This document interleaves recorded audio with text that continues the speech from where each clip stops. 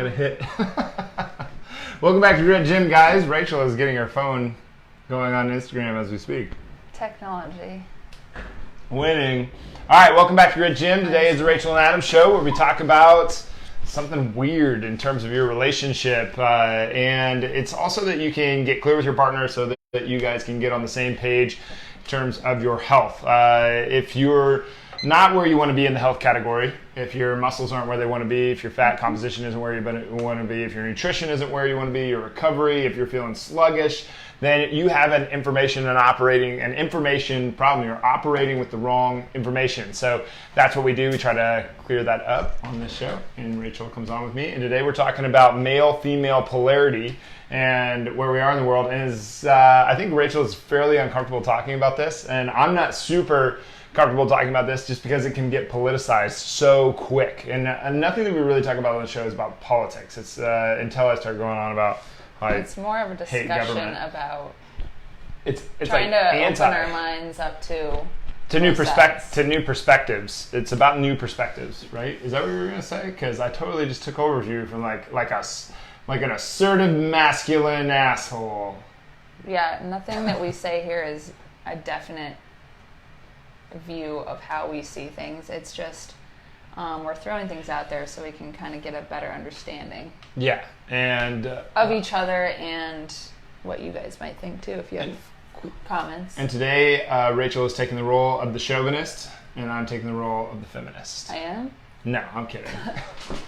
I'm kidding. We didn't discuss that. But male-female polarity. Why is this important? Why is it an important topic to talk about?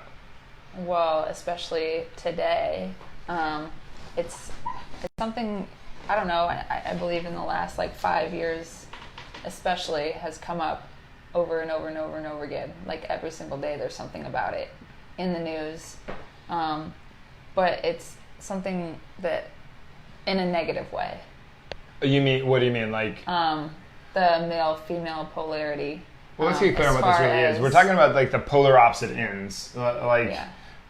So not feminism, but femininity and masculinity. Yeah. I'm gonna stash you a question. Oh, you guys are back!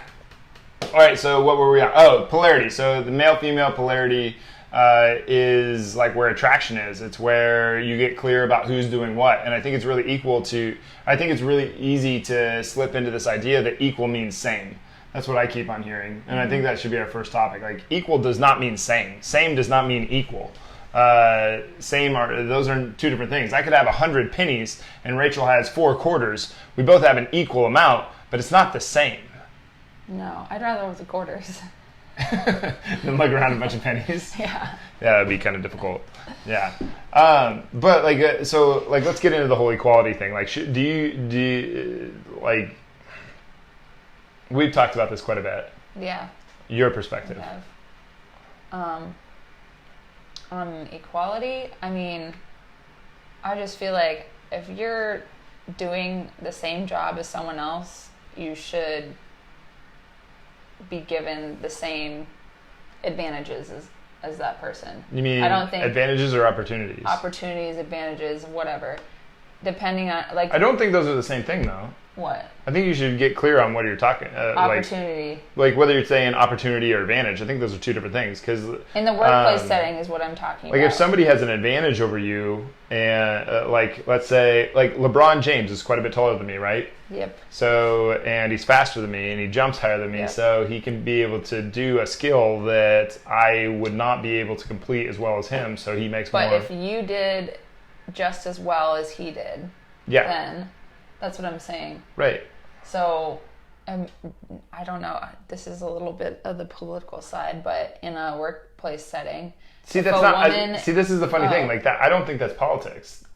Well, it has become that. I know, but that's because everybody tries to politicize everything. So very easily. Anyway, so let's take a job. In a workplace setting, if 2 people, regardless of their gender, are producing the exact same results and they are getting unequal pay, then that makes sense that that's not fair, obviously. But that's mostly what's been put into the news is the gender wage gap.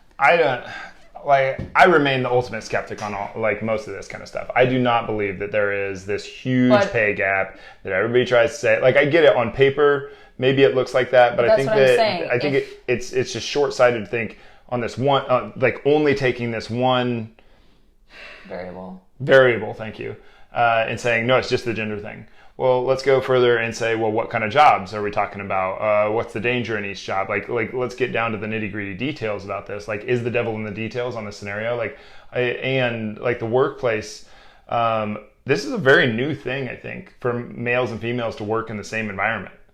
Like, they didn't really do that until, pretty recently in history. And we really didn't have, the way that our lifestyle is now is nothing like it was, 200 years ago. No. And I mean, I wouldn't say it's new. Maybe in the history of us. I don't know. But it's been one or two generations of people. Yeah, they're figuring it out. Our grandparents didn't were the first. It was very uncommon that women were in the workplace. Yeah, I don't know a lot about the history. I mean, it would be for a reason. But it's not people are still alive today that scoffed at a woman being in a man's workplace, so it's not been very long. I think we're just kind of slowly but surely steadily navigating our way through this, and that's kind of the thing. It's navigating your way. Like me myself, I have some feminine tendencies and some masculine tendencies. We're jumping all over the place. Okay. All right, you want to go there, or do you want to go back to the whole workplace thing? Okay. Because equal pay, I don't think anybody's arguing that you should get your fair share. That you shouldn't get your fair share? Or that you shouldn't. I think everybody's saying you should get your fair share. I think it's ridiculous to say that you shouldn't get your fair share. Yeah. But I think it would be kind of silly to think that you have to design... For instance, I get a hard time every once in a while. Somebody will send me a message about how we don't hire enough females. For starters, we're 50-50, so shut the fuck up. To me, before Tori was along, we had Amber, Eric, me, Brent, but the deal is, I think there's been 6 female applicants that wanted to be coaches out of Grit Gym ever in the 8 years that we've been open. And there's been probably, I don't know, maybe over 50 males that have applied. Yeah. So if I was going to work that out to try to design that so that it's 50-50, I would have to deny way more guys that maybe were more qualified than some of the girls. I don't think it's me being playing favorites or anything. I think it's just some guys want to do things and some girls want to do certain jobs. Well, that's in any job and out there. There's a tendency for women to be teachers, or a tendency for it just it comes down to interest and certain jobs women are great at because they're more nurturing and emotional and can bring that to the table. And if that's what you want in a job, then you're more likely to hire the person that's better off doing that. Yeah, and that's a generalization, but at the same time... It is a generalization, but... But if the generalization is accurate, it's going to be wrong sometimes. So, if it's right 90% of the time and it's wrong 10% of the time, well, then 10% of the male populace, are maybe made great teachers or, whatever. But I do think, we get a hard time for that every once in a while. Nurses are super nurturing. They love to care for it. That's a woman's what's it called? It's biological. It's not even just us putting a label on nurses being more feminine. It's this is what women are great at doing on a biological level. Yeah, and when they actually did studies on this to figure out, is this a societal thing that society places this kind of idea in the mind of a female versus a male? Is it just based on conditioning? And when we took when we're looking at it right now, it looks like that is not the case. It looks like, just from a biological DNA perspective, that women will tend to gravitate towards certain occupations and men will tend to gravitate towards other occupations. Well, look at animals, for instance.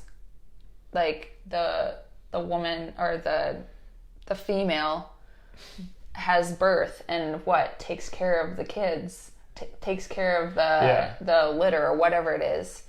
And it's like a innate sense that they have to, this is what they have to do. Yeah. You don't see the male cat hanging out with the litter of kittens ever. It's always, I don't know much about cats. I think the only one is like penguins, and the male takes care of the babies. Really? But that's on like a very basic level. You can see it right outside your window. Yeah, I do think it's interesting that humans think, kind of losing my voice. I've done a ton of videos in the last few days. I think it's interesting that humans think that they're above their animal instincts. Yeah, well, like that's what you hear the in movies all the time. equality is trying to do. It's trying to like strip that away by saying it's not fair. But really, equal doesn't mean same. I think that's what that gets into. It's equal does not mean same. Equal means equal. Like, we have different roles in our relationship. Like, duh. If we cross over into each other's roles, like, it's off for a reason. Like, there's a reason why I'm attracted to him. There's a reason why he's attracted to me. If I were just like walking around being manly and like all the time, he probably wouldn't be as attracted to me. I would like to point out this mug right now. Can you even see it? I don't know. It says I like her butt. Hers says I like his beard. Yeah. But yeah, I do think that there's a reason. If I started saying you go to work, you call the people, you do all the leading, you do all the grit gym stuff, and I mean, we could do it. It's not like you couldn't do it, but it's like. But certain innate things that are on a basic level are what attracts people to each other. I think so. Like, even what we were talking about before, like, even in a same-sex relationship, there's usually one person that's more masculine and one person that's more feminine. Yeah. Because they kind of balance each other out. One person prefers a more masculine person. One person prefers a more feminine. I don't even know if it's about balance. I think it's about capitalization. And we know that we do this from your pheromones are partly based on this. We know this is that, like, if you, like, people who are more attracted to each other tend to have opposing immune systems. So opposing? Yeah, by by pairing up with a person who has an opposing immune system, your offspring are more likely to have a better immune system because of that. So it makes sense that would be the case too.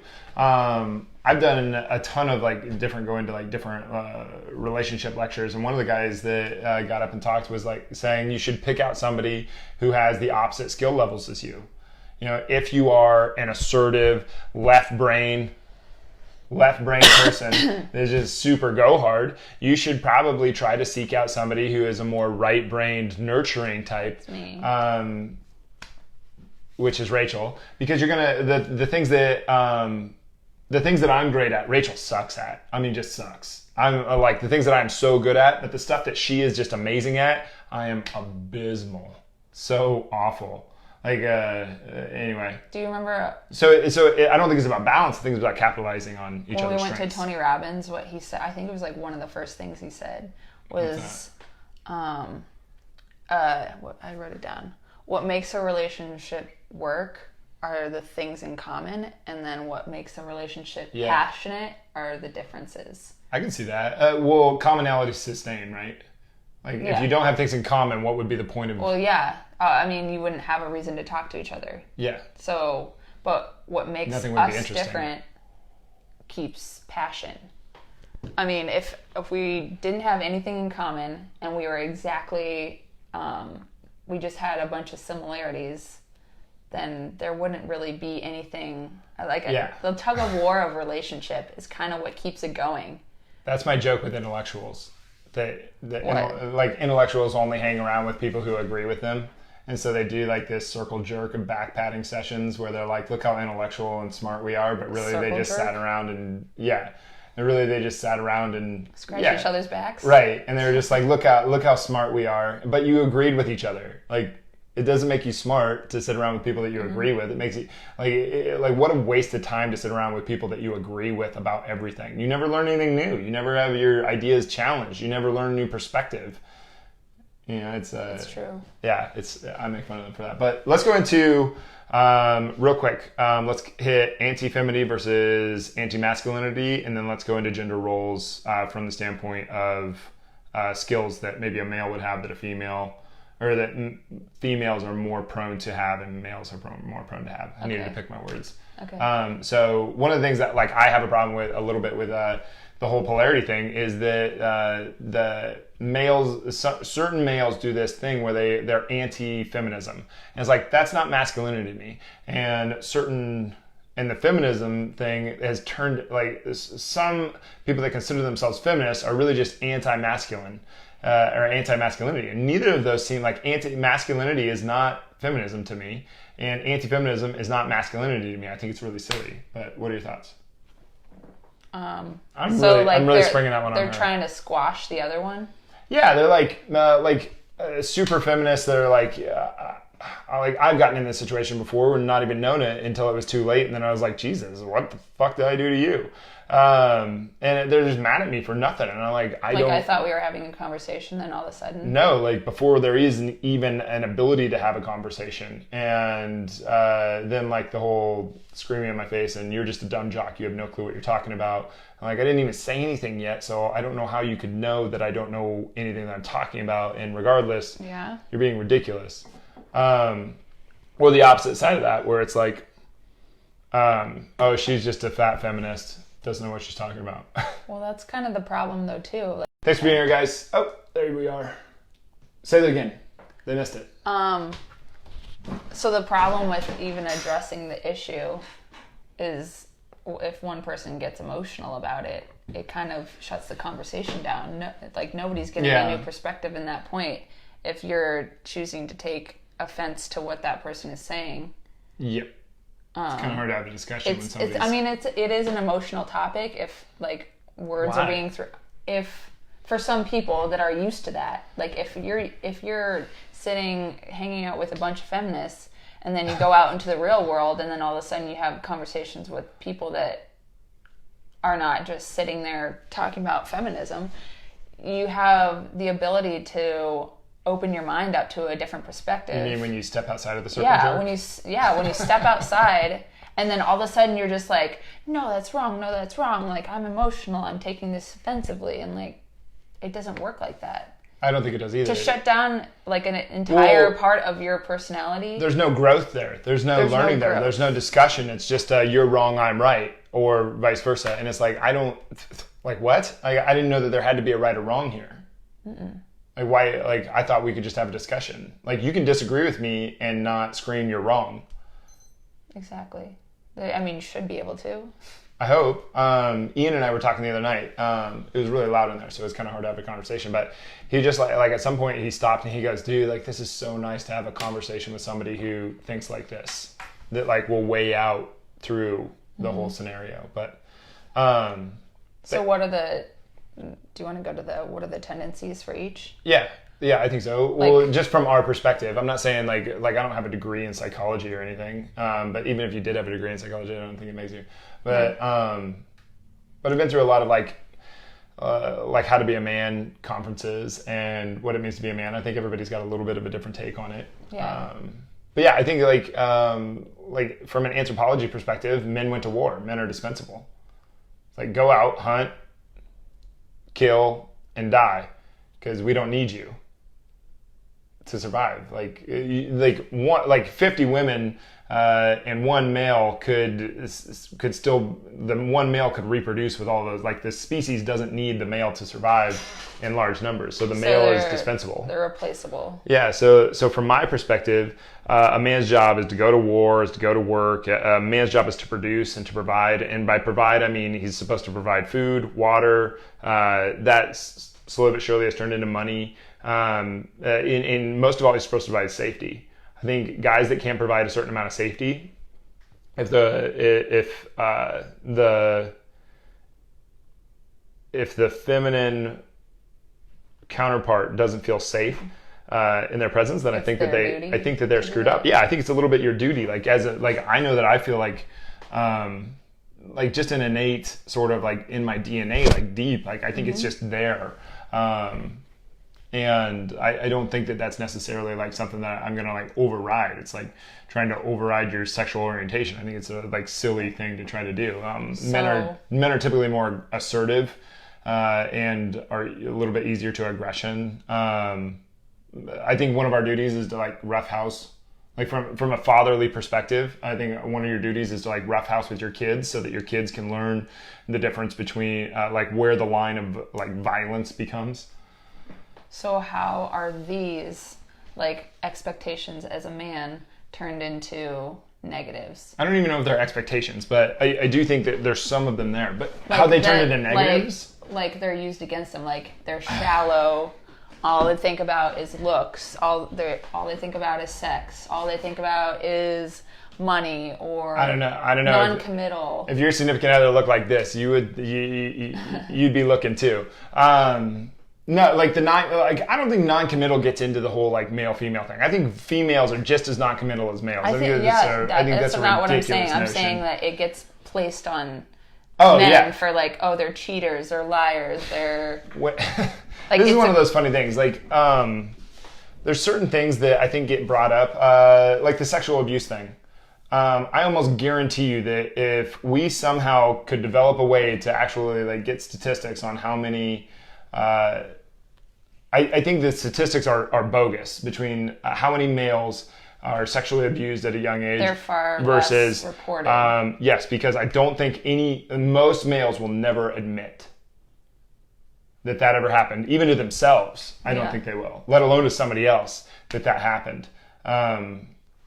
So I don't think that like that's one of the things I heard last year was that this woman was very concerned that her kids were potential rapists and her boys were like 6 and 8 years old. And I was like, you're like as a mom, like you should just slap some sense into yourself. I don't like that was the most ridiculous comment I think I've ever heard. I'm concerned that my boys Why would you be afraid of that? Because like this rape culture idea that is out there that all men are just out for sex and they're Why just would you like, all men focus are, on that though? Why would you even make a statement? Because she like was that? trying to say that all men are potential rapists, and I just don't think that's accurate at all. Like all people are potential rapists. That doesn't make I suppose them, you could say that too. But I think it's just a ridiculous notion. I think that's up to her to raise people that know better, and if that does happen, that doesn't reflect. That reflects them, not her. I don't know. That's just like such a weird thing to say. I know. But anyway, what are like so from my perspective, and you can give me yours here in a second. But I think women tend to be a little bit better on the nurturing side. Women tend to have a higher desire to belong to a group. Men don't really have that. But I think that goes back to the anthropology of it all. Men need to go out and hunt and fight and die. That's our job. Our job is to protect. Our job is to serve. Our job is to produce. Our job is to provide. Anyway, but women, I think that's like that's a DNA thing. It's a different type of nurturing. It totally is. But women also, like from the provide side, I think women provide life. Like they're through childbirth, and they're more involved in the child rearing, right? And women tend to be quite a bit higher on the. They tend to be quite a bit more agreeable than men, typically. Okay. I also wrote, well, they're more emotional. They're more in tune with their emotional side. I mean, men, positive and negative, yeah. They well, tend like how to be, you were talking about your child self, like it's something that women are more likely to be in tune with than men. Well, yeah, and I think the things that I just listed out there, those are masculine and feminine traits from my perspective. And so I don't think, I think every male and every female has, I think they have their masculine side, their feminine side, and their child self side. So, and then it's just like a ratio between each one for everybody. I don't think there's like, nope, you're a masculine, so you only get these traits. You get no nurturing. I never really thought of that. Like, if let's say you had something traumatic happen when you were a child and you kind of just blocked it out, you forgot about it, and you never really realized why you feel certain things along the way, how confusing that could be.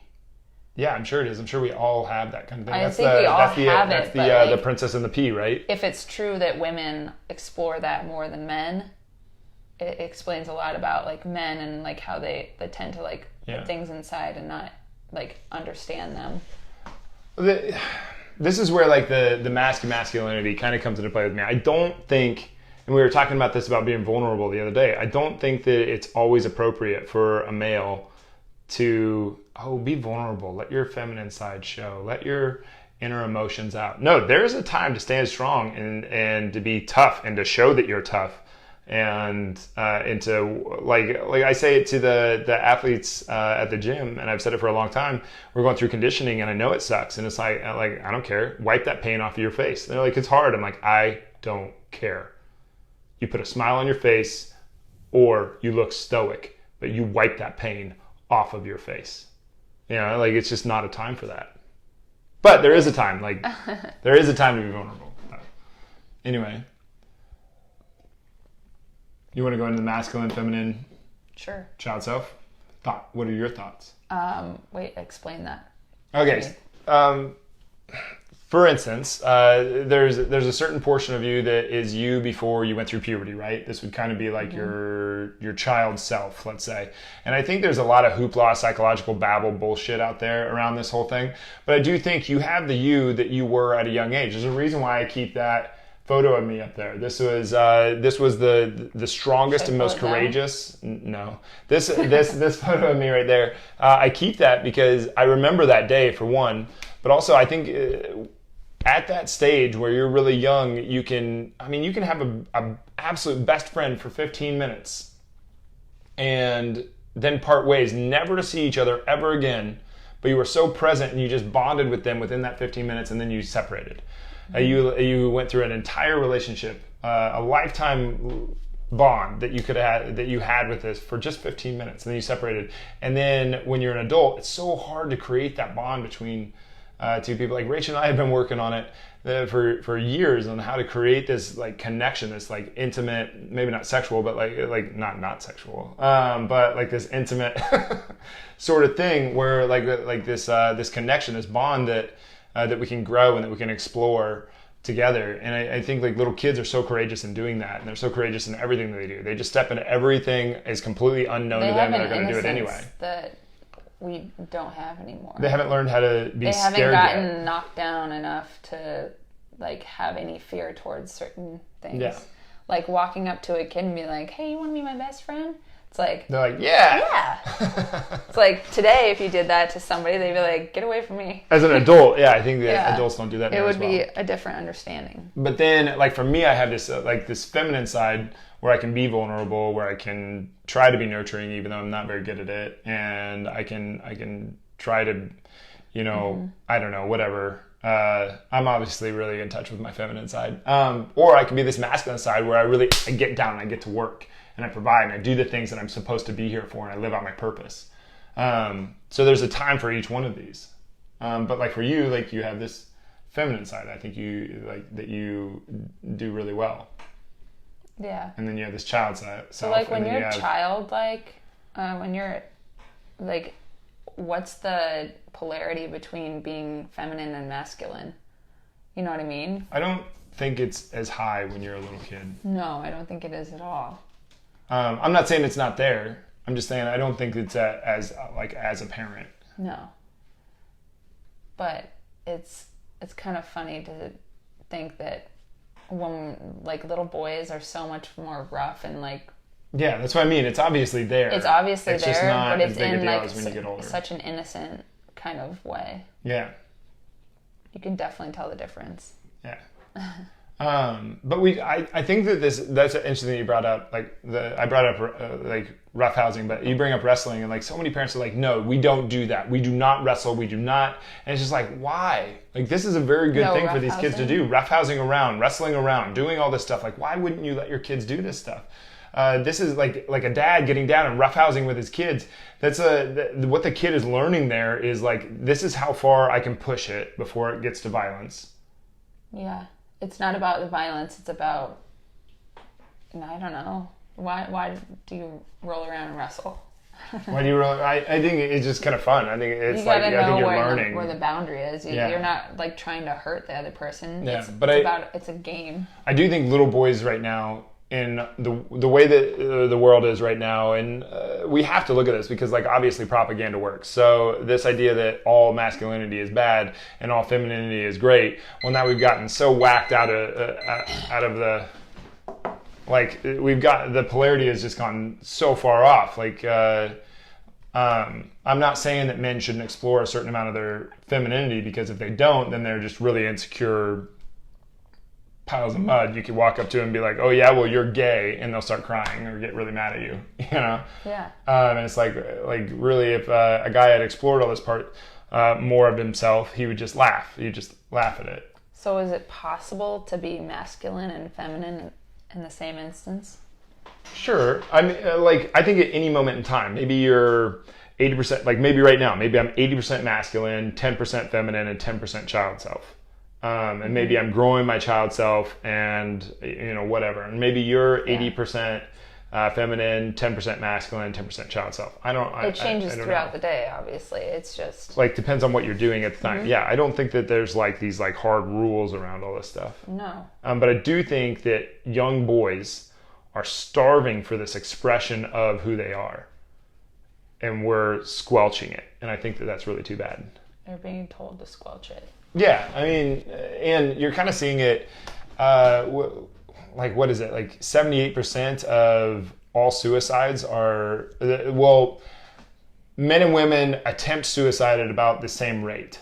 But men are, the statistics are staggering how much more, how they go through with it more often.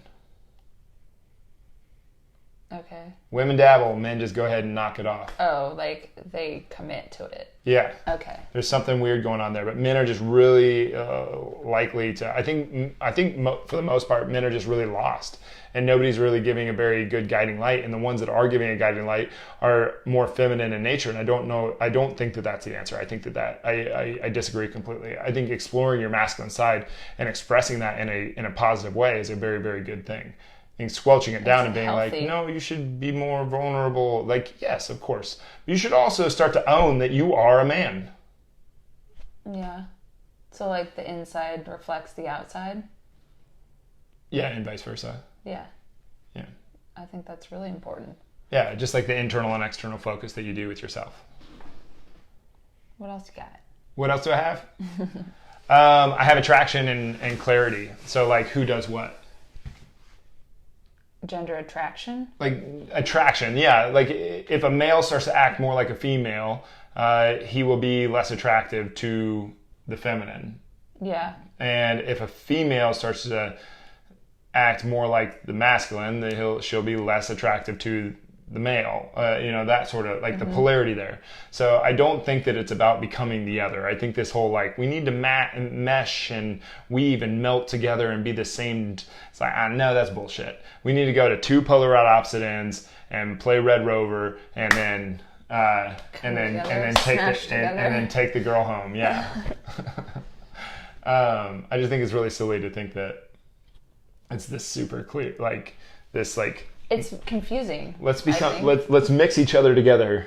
No. I mean, in the initial attraction and the initial meeting, how did that go for us? He was very masculine and aggressive, and I didn't know this, so this is interesting. Yeah, you did. But what I'm saying is, I pulled away from that, thinking that it was not something I wanted. Bullshit. I did kind of pull away from it. No, that's bullshit. No, that's bullshit. Then say it how you experienced it. She was hooked. It was done deal. No, yeah. How long did it take? Well, it took 6 years. But So I wouldn't say that's a done deal. Yeah, no, it wasn't a done deal. But there were some other factors going on in there. When we met, I wasn't done being a hoe. So there's that. But however you want to call it. But no, I do think that there was something there. You had a certain amount. Neither of us were quite in a state where we were gonna date. No. But you said this many times. I was like girls don't always want this super nice guy that's just gonna be putty in their hands. It does whatever they say. And you're like, that's not true. Girls want nice guys. Girls want guys that are nice. And I was like, oh really? Was I super nice to you? Did I just play putty in your hands when we first met? And she's like, no, but it didn't work on me, did it? And I'm like, yes, it did. Yes, it did. And she was like, So I think like there's this polarity thing that has to happen. Otherwise, you're not going to be attracted to the other one. Mm-hmm. And or it's not going to last. Mm-hmm.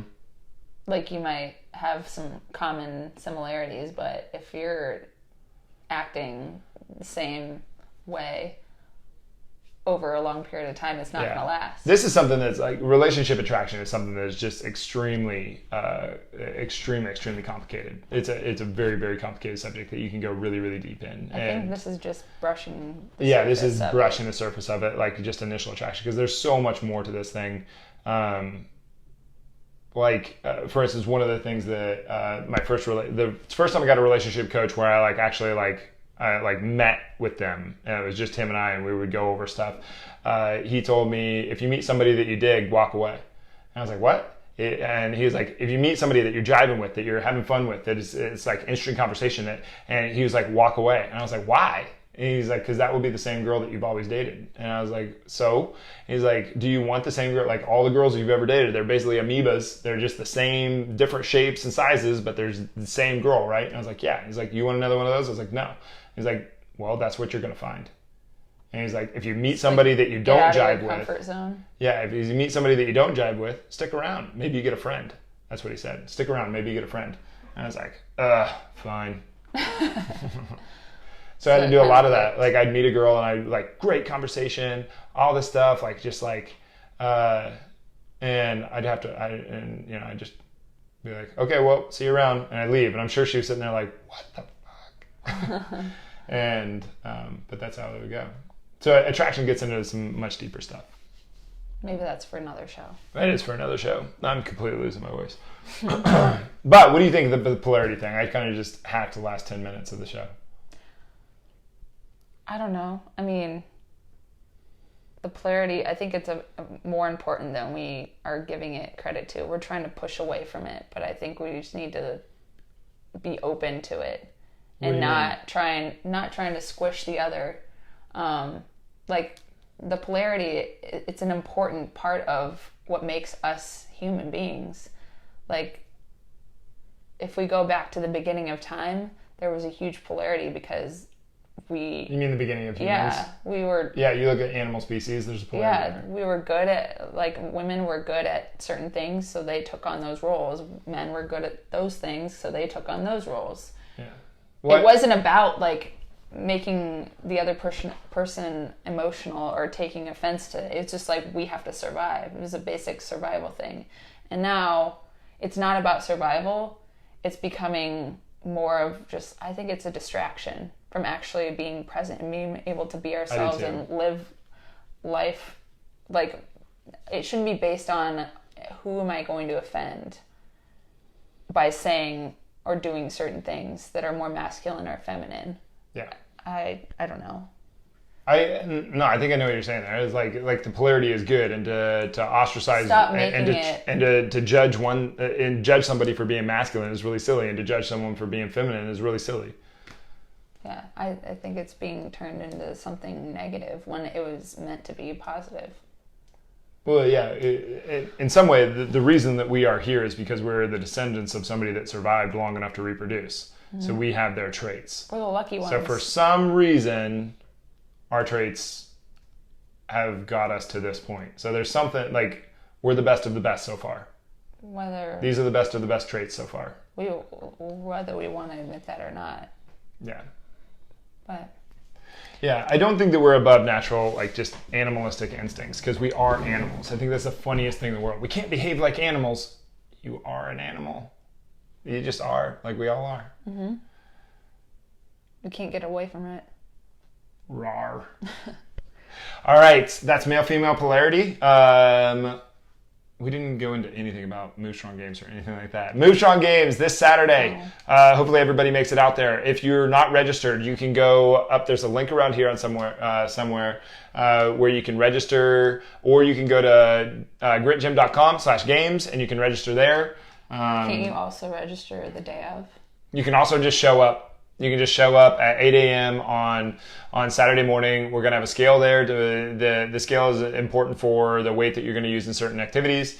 There's going to be 7 different activities, and then there's also going to be a wild card at the end that we're not telling anybody about. But 2 power moves, 2 core moves, 2 strength moves, and then 1 endurance, and then the wild card. So it should be a really good time, and hopefully everybody comes out and is either you're a spectator or you're a competitor. Rach is going to compete, right?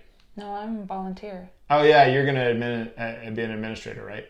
I thought I was taking pictures. Or you're taking pictures, yeah. Yeah. But sponsored athletes will be competing. Should be a great time. Sean Tyler, if you're watching, you should definitely be there. But please comment, like, share below. I'd love to hear you guys' perspectives on this, the male-female polarity thing, especially if you're a parent, what you've noticed in your kids, especially if you're a parent of a little girl or a little boy, and what you see in schools. I think this is a really interesting topic that needs to get talked more on. Is that the right way to say that? Yeah. I think people know what you mean. Yeah, I would just, I'm really glad I grew up in the time that I grew up in, where, like, this silly idea that boys shouldn't be boys. I can't believe that's become a political statement. But, yeah. What do you want to end us off with? I don't know if you already said, but like, comment, share. And then I'll see you guys next week on Tuesday. Yep. The Rachael and Adam show. Tomorrow you'll be... I think we have an interview tomorrow, but I'm not sure. There's an interview tomorrow. He's not sure. All right, thanks for being here, guys. We'll see you soon. Bye, guys.